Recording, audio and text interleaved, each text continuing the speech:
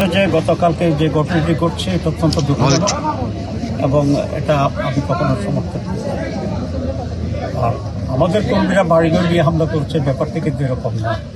বরং আমাদের একটা জনসভা ছিল কালকে, আমাদের আমির আসছিলেন। লোকেরা যখন যেটা আমি শুনেছি বাস থেকে নামছে, তখনই কিছু লোক একটা বাড়ি থেকে ঢিল পাথর মারছিল।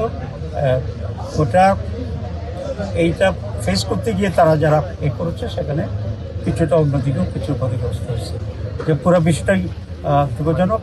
এরপরে আমি প্রশাসনকে দিয়ে হস্তক্ষেপ করেছি এবং এরপরে যেন আর কোনো বাড়াবাড়ি না হয় সেটা আমি নিশ্চিত করেছি।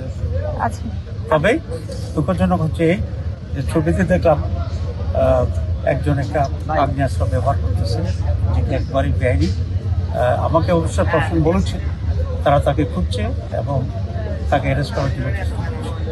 আপনি তো মানুষের ধারে ধারে যাচ্ছেন, কেমন সারা পাচ্ছেন? আপনি এখন যেভাবে দেখছেন আমি তো মনে করি আলহামদুলিল্লাহ মানুষ আমাকে ভালোবাসে এবং আমার প্রতি মানুষ আস্থা রাখে, এটা হচ্ছে সবচেয়ে বড়।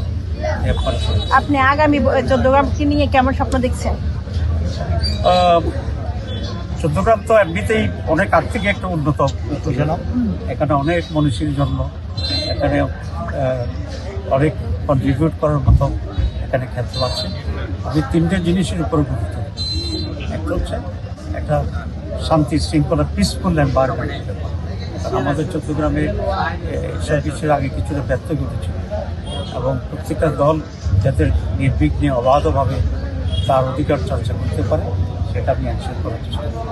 তো এটার একটা উদাহরণ হচ্ছে এই যে এই জুলাই বিপ্লবের আগেই চট্টগ্রামে অনেক হানাহানি, কিন্তু পরিবর্তনের পরে আমি প্রথম নির্দেশ দিচ্ছি যাতে কোনো বাড়াবাড়ি না হয় এবং হয়নি, প্রতিপক্ষের কাউকে হত্যা করা হয়নি, মারা হয়নি, কারো বাড়িতে আগুন লাগানো হয়নি।